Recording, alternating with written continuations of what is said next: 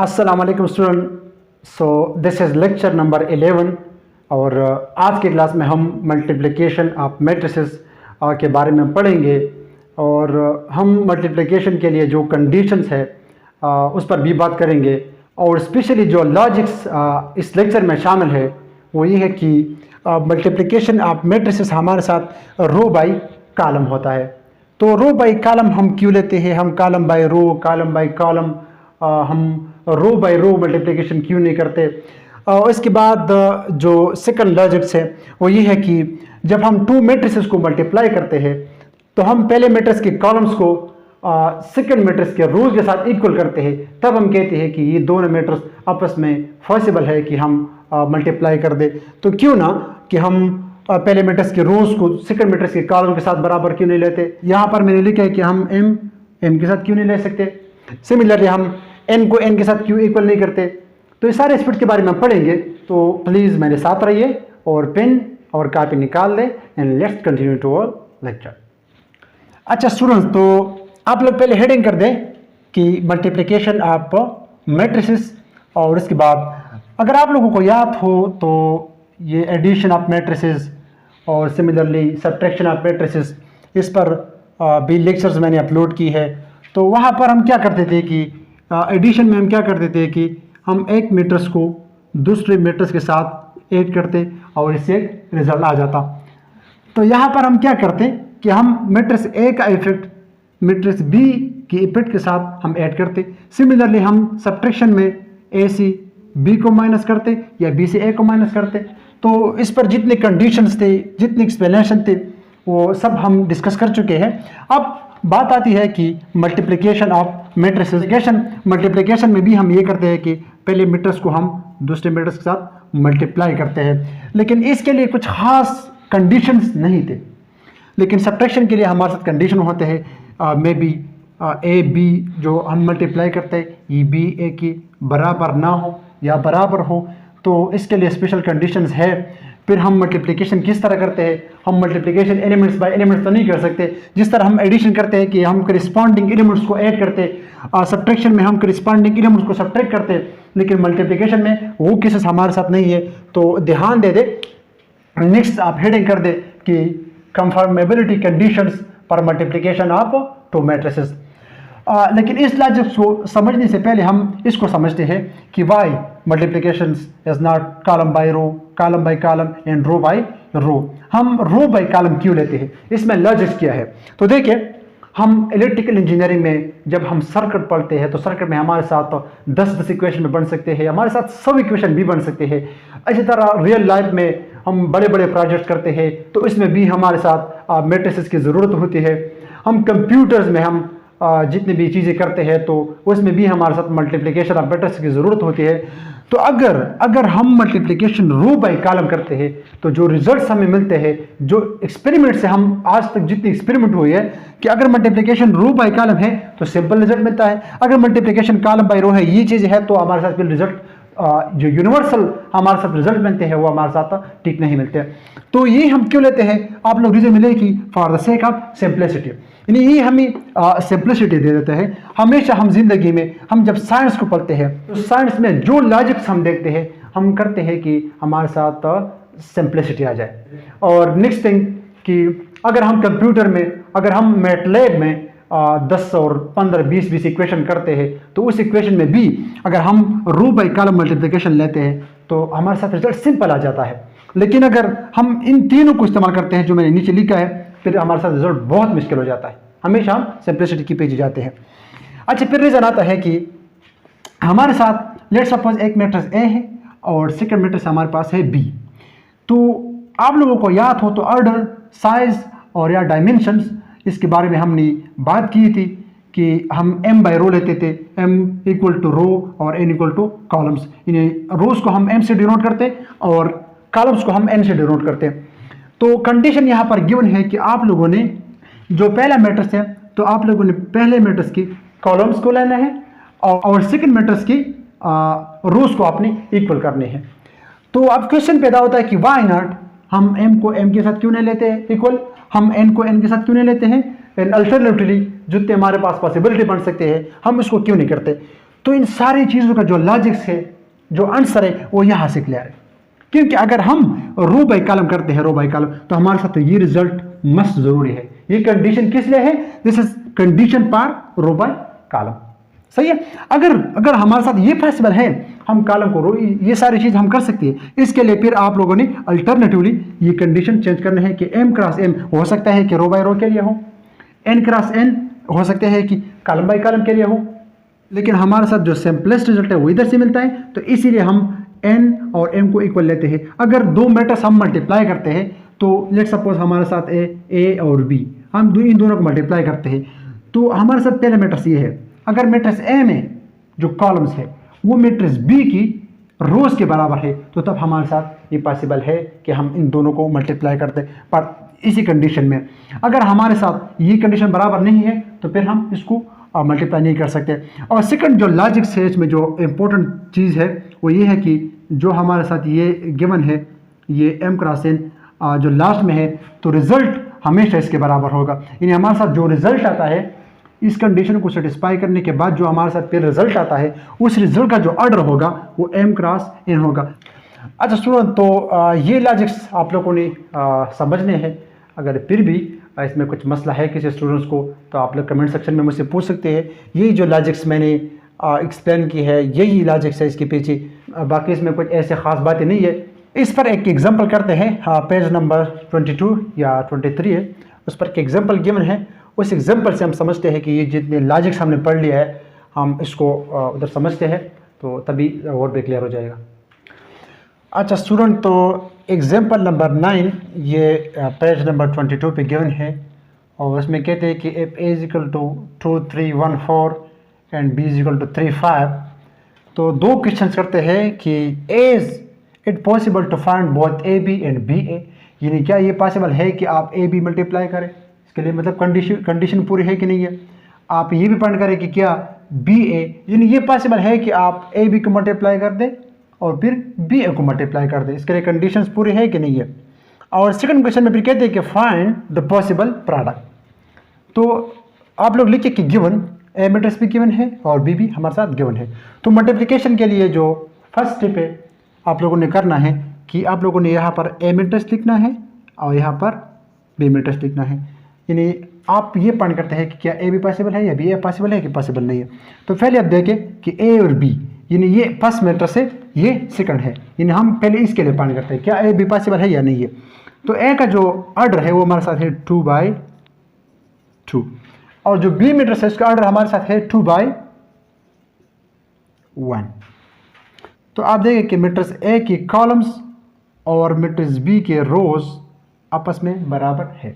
हमारे साथ A be possible है, और जो रिजल्ट आएगा, यानी जो हम मल्टीप्लाई कर दे आफ्टर मल्टीप्लिकेशन, जो हमारे साथ रिजल्ट होता है उसका ऑर्डर 2/1 होगा।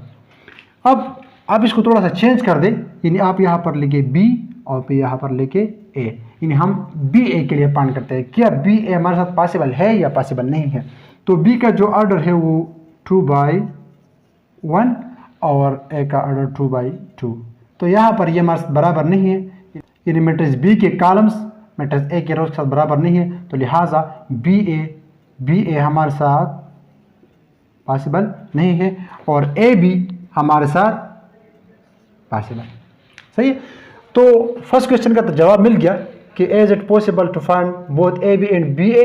तो हमारे साथ बी ए पॉसिबल नहीं है और हमारे साथ ए बी पॉसिबल है। अच्छा सेकंड क्वेश्चन में कि फाइंड द पॉसिबल प्रोडक्ट। तो पॉसिबल प्रोडक्ट हमारे साथ क्या है? ए बी है। तो सिंपली आप लोग लिखे कि ए मल्टीप्लाई बी, यानी ए मैट्रिक्स की जगह ए लिखे, बी की जगह बी लिखे। तो हमने पढ़ लिया है कि ए बी पॉसिबल है। तो इससे पहले मैंने बात की कि मल्टीप्लिकेशन हमारे साथ रो बाई कॉलम होता है। इसका मतलब क्या होता है कि जो हमारे साथ फर्स्ट रो होता है, तो फर्स्ट रो को हम फर्स्ट कॉलम के साथ मल्टीप्लाई करते हैं, देन फर्स्ट रो को हम सेकंड कॉलम के साथ मल्टीप्लाई करते हैं, यानी जितने रोज कॉलम होते हैं हम इसको करस्पॉन्डिंग ले लेते हैं। लेकिन यहाँ पर हमारे साथ ओनली वन कॉलम है, तो फर्स्ट रो को पहले हम वन कॉलम के साथ, नेक्स्ट कॉलम नहीं है उसको छोड़ लेते हैं, फिर नेक्स्ट रो को हम इस कॉलम के साथ मल्टीप्लाई करते हैं। कैसे? आप लोग ध्यान दे दें कि जो फर्स्ट रो है उस फर्स्ट कॉलम के साथ, यानी पहला एलिमेंट 2 मल्टीप्लाई 3, फर्स्ट रो हमारे साथ, यह हमारे साथ फर्स्ट रो में आता है और हमारे साथ फर्स्ट कॉलम में आते हैं। और इसके बाद आपने प्लस करना है, 2 × 3 तो हो गया, तो 3 × 5, यानी इस रो में जो हमारे साथ सेकंड एलिमेंट है 3 है और हमारे साथ कॉलम में सेकंड एलिमेंट 5 है, तो इसको हमने इसके साथ प्लस करने हैं, तो 3 × 5 को इसके साथ ऐड कर दे। तो अक्सर क्वेश्चन करते हैं कि यहाँ पर आपने प्लस सिंबल क्यों लगाए हैं, मतलब है कि इन दोनों का ऐड क्यों कर रहे हैं। तो यहाँ पर लॉजिक ये है कि ये हमारे साथ फर्स्ट रो है, ये हमारे साथ फर्स्ट कॉलम है, तो ये जो सारा टर्म आएगा ये फर्स्ट रो और फर्स्ट कॉलम में होना चाहिए। अब नेक्स्ट हमारे साथ ये फर्स्ट रो सेकंड कॉलम, लेकिन सेकंड कॉलम नहीं है, हम इसको एज इट इज लिखते हैं, हम इसको स्किप करते हैं और फिर सेकंड रो को फर्स्ट कॉलम के साथ मल्टीप्लाई करते हैं। तो सेकंड रो में फर्स्ट एलिमेंट और फर्स्ट कॉलम में फर्स्ट एलिमेंट, तो 1 × 3, यानी हम नीचे लिखते हैं क्योंकि सेकंड रो है, 1 × 3 और 4 × 5, यानी हम इसको प्लस करते हैं कि ताकि ये सेकंड रो और फर्स्ट कॉलम में आ जाए। तो 4 × 5,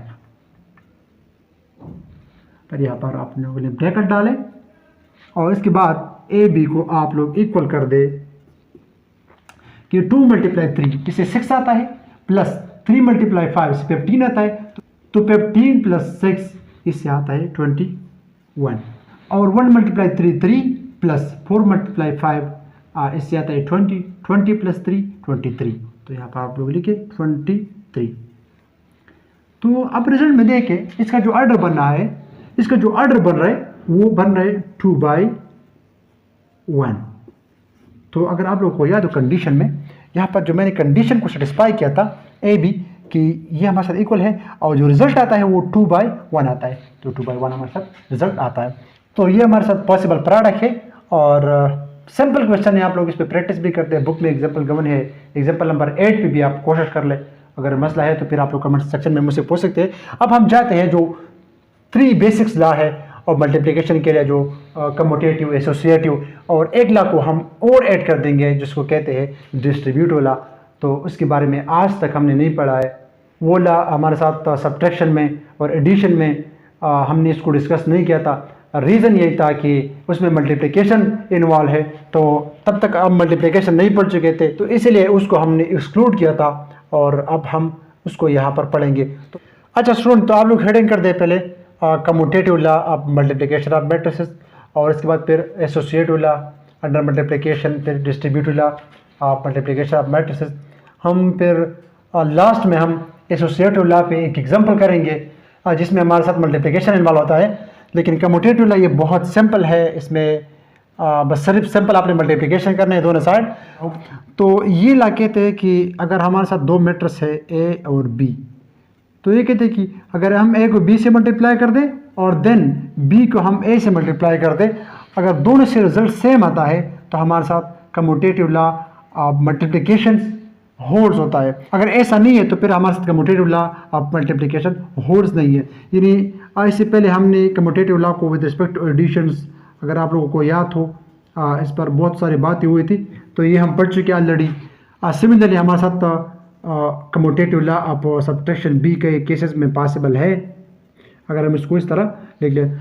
तो ये जो केस है आज की क्लास में ये शामिल है। अच्छा, बुक में इस पर एक एग्जाम्पल गिवन है, एग्जाम्पल नंबर 11, तो आप लोग उसको खुद ट्राई कर दें। पहले मैं इसको कर लूँगा एसोसिएटिव लॉ, इस पर मैं एग्जाम्पल कर दूंगा। यहाँ पर इसमें जितने कंसेप्ट्स हैं वो क्लियर हो जाएंगे, फिर आप लोग उसको खुद कर सकते हो। एसोसिएटिव लॉ अंडर मल्टीप्लिकेशन, अगर आप लोगों को याद हो तो एसोसिएटिव लॉ आप एडिशन हमने इसको इसी तरह पढ़ लिया था कि a प्लस और फिर b प्लस c होल के साथ अब इसको ऐड करते और इसको हम बराबर लेते कि a प्लस b और फिर होल एडिशन टू c, और अल्टरनेटिवली हम इसको इस तरह भी लिख सकते थे। लेकिन यहाँ पर हम मल्टीप्लिकेशन करते हैं, तो यहाँ पर जो हम एसोसिएटिव लॉ लेते हैं वो विद रिस्पेक्ट टू हम मल्टीप्लिकेशन लेते हैं। यानी हमारे साथ a हम मल्टीप्लाई करते हैं बी सी की रिजल्ट के साथ, और हम इसको इक्वल लेते हैं कि हम पहले ए बी मल्टीप्लाई करते हैं फिर उसके साथ सी मल्टीप्लाई करते हैं। तो इस लॉ में हम पहले ए मैट्रिक्स लेते हैं, फिर बी सी मल्टीप्लाई करते हैं, फिर ए बी और उसके साथ सी मल्टीप्लाई करते हैं। तो इसके बाद फिर है distributive law of multiplication of matrices. Distributive का मतलब होता है तकसीम करना। राइट। इसका मतलब ये है कि अगर हमारे साथ 3 मैट्रिक्स है ए, बी और सी, हम उसको इस तरह ले लें कि ए के साथ हम बी प्लस सी का रिजल्ट मल्टीप्लाई करते हैं। तो इस केस में ए मैट्रिक्स जो है हम डिस्ट्रीब्यूट करते हैं, हम इसको तकसीम करते हैं। ये बी के साथ भी हमारे साथ है, हम इसको लिखते हैं कि ए बी और प्लस सिंबल अपनी जगह, और हम इस ए को सी के साथ बी अब मल्टीप्लाई करते हैं, यानी ए जो है हमारे साथ डिस्ट्रीब्यूट होता है बी और सी के साथ, तो हम इसको लिखते हैं ए इंटू सी। तो ये जो हमारे साथ है और distributed law of multiplication, let suppose इसको नाम दे दे ए। ये हमारे साथ ऐसे भी पॉसिबल है कि हम अगर इसको लिखते हैं कि ए प्लस बी और फिर सी को मल्टीप्लाई करते हैं, तो इसको हम इस तरह लिखते हैं कि सी को हम डिस्ट्रीब्यूट करते हैं, तो इसको फिर हम लिखते हैं कि ए सी प्लस बी सी। अच्छा, इसको आपने सी ए नहीं लिखना है, ये ए सी लिखना है। आप जो ऑपरेशनल ऑर्डर है उसको मतलब आपने एज इट इज रखना है कि ए सी और बी सी। तो इन 3 लॉ को साथ कप में ये लिख के, और इसके बाद हम एक एग्जांपल करते हैं एसोसिएटिव लॉ अंडर मल्टीप्लिकेशन पे।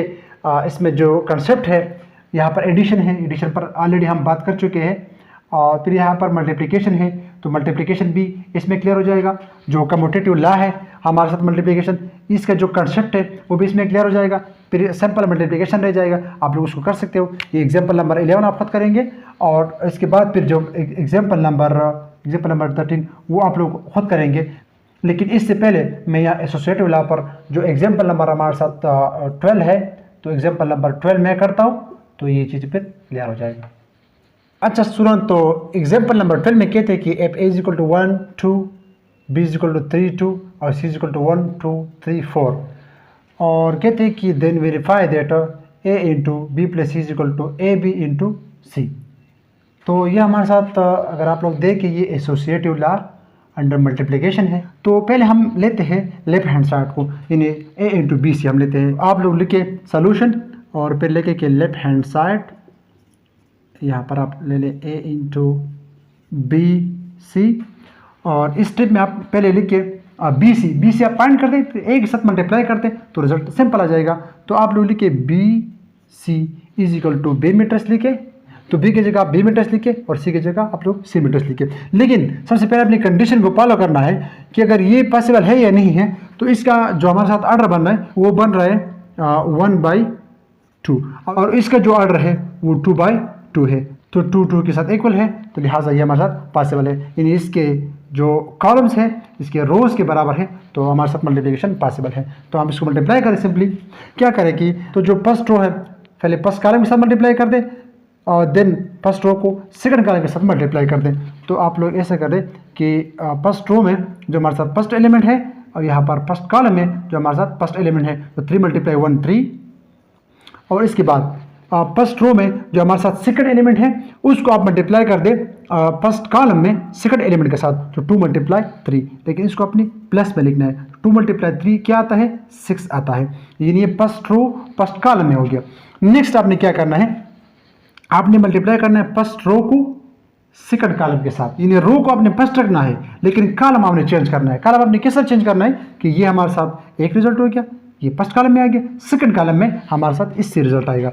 तो वो क्या है कि फर्स्ट रो रख के 3 × 2, 3 × 2 से आएगा 6, और फिर ये फर्स्ट एलिमेंट है, ये फर्स्ट एलिमेंट है, फिर सेकंड एलिमेंट को सेकंड एलिमेंट के साथ लेकिन ऐड करना है, तो 2 × 4 8।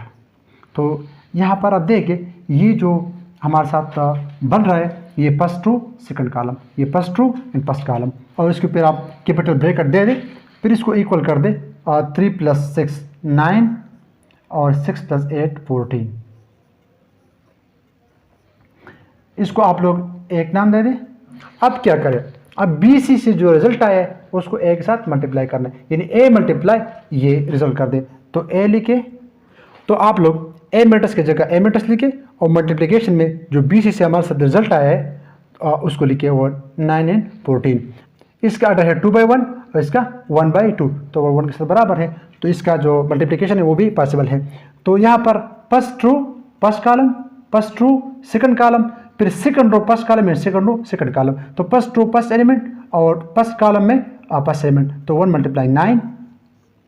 अब फर्स्ट रो में सेकंड तो नहीं है, तो इसको एज अ टेस्ट छोड़ दे। अब क्या करें कि फर्स्ट रो को सेकंड कॉलम के साथ, ये रो एज ए टेज रखना है, फर्स्ट रो और सेकंड कॉलम, तो 1 × 14 इससे आता है 14। यहाँ पर देखिए ये हमारे साथ फर्स्ट रो में और सेकंड कॉलम में है। अब क्या करें, अब रो को चेंज कर दे, इन सेकंड रो को, यहाँ पर हम सेकंड रो को यूज़ करेंगे, तो सेकंड रो और फर्स्ट कॉलम, तो 2 × 9 से आता है 18, यानी ये हमारे साथ सेकंड रो और फर्स्ट कॉलम है। अब सेकंड रो और सेकंड कॉलम, तो 2 × 14 इससे आता है 28।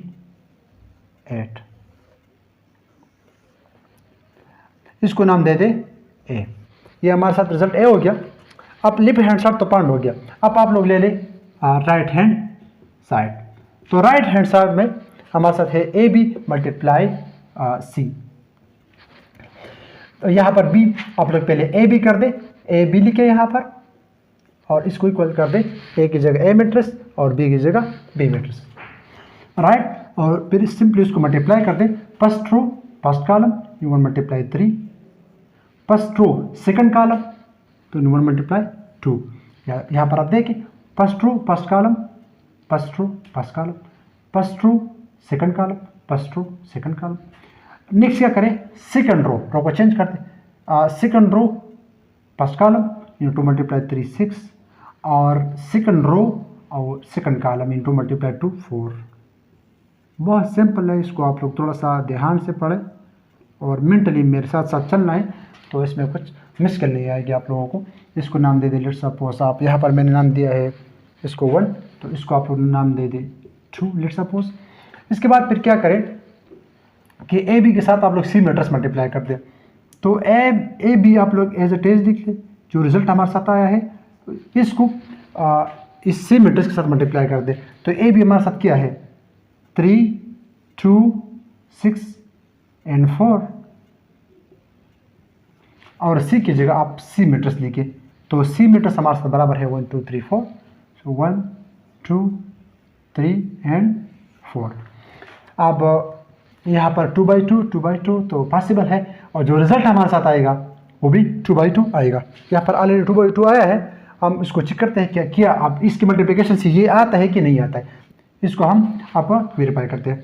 तो first row and first column, लेकिन फर्स्ट रो में फर्स्ट एलिमेंट को हम फर्स्ट कॉलम के फर्स्ट एलिमेंट के साथ सेकंड के साथ, तो 3 × 1 3 प्लस 2 × 3 6, ये हो गया। अब फर्स्ट रो सेकंड कॉलम, रो को फर्स्ट रखना है, कॉलम को सेकंड रखना है, तो 3 × 2 6 प्लस 2 × 4 8। अब क्या करें कि सेकंड रो फर्स्ट कॉलम, तो 6 × 1 6 और 4 × 3 इससे आता है 12। और इसकी बात करें फिर आप लोग सेकंड रो सेकंड कॉलम, तो 6 × 2 12 और प्लस 4 × 4 से आता है 16। आप इसको ब्रैकेट में बंद कर दें, और नेक्स्ट फिर आप लोग कर दें कि 3 + 6 से आता है 9, 6 + 8 से आता है 14, और 6 + 12 से आता है 18, और 12 + 16 से आता है ये 28, इससे आता है 28। इसको आप लोग नाम दे दें लेट्स सपोज बी। तो यहाँ पर आप लोग देखें, जो मैंने लेफ्ट हैंड साइड लिया था, इससे जो रिजल्ट आया 9 14 18 28, और इसके बाद फिर मैंने राइट हैंड साइड लिया तो 9 14 18 एंड 28, तो दोनों से हमारे साथ रिजल्ट सेम आता है। फिर आप लोग लिखिए कि hence from A and B at left hand side equal to right hand side, या आप लोग लिखे ये ला को वेरीफाई कर दे, चलो मैं लिखता हूँ। और फिर आखिर में आप लोग लिखें कि hence from A and B, ये हमारे साथ जो ला है एसोसिएटिव ला ऑफ मल्टीप्लिकेशन, ये हमारे साथ पॉसिबल है। तो स्टूडेंट्स आज के लिए काफ़ी है, आप लोग इस पर प्रैक्टिस कर दे। अगर कोई मसला आ रहा है तो आप लोग कमेंट सेक्शन में मुझसे पूछे, और जो एग्जांपल मैंने छोड़ दिया है, एग्जांपल नंबर जो हमारे साथ 11 है जो कम्यूटेटिव ला पे है, और एग्जांपल नंबर 13 जो डिस्ट्रीब्यूटिव ला पे है, तो उसको आप लोग प्रैक्टिस कर दे। इसमें कोई लॉजिक्स नहीं है, बहुत सिंपल है, बस प्रैक्टिस कर दे। अगर किसी को कुछ मसला आ रहा है तो कमेंट सेक्शन में मुझसे पूछे। तो मज़ीद हम फिर आगे पढ़ेंगे नेक्स्ट लेक्चर में, तो तब तक के लिए आप लोग अपना ख्याल रखिएगा। अल्लाह ने कहबा।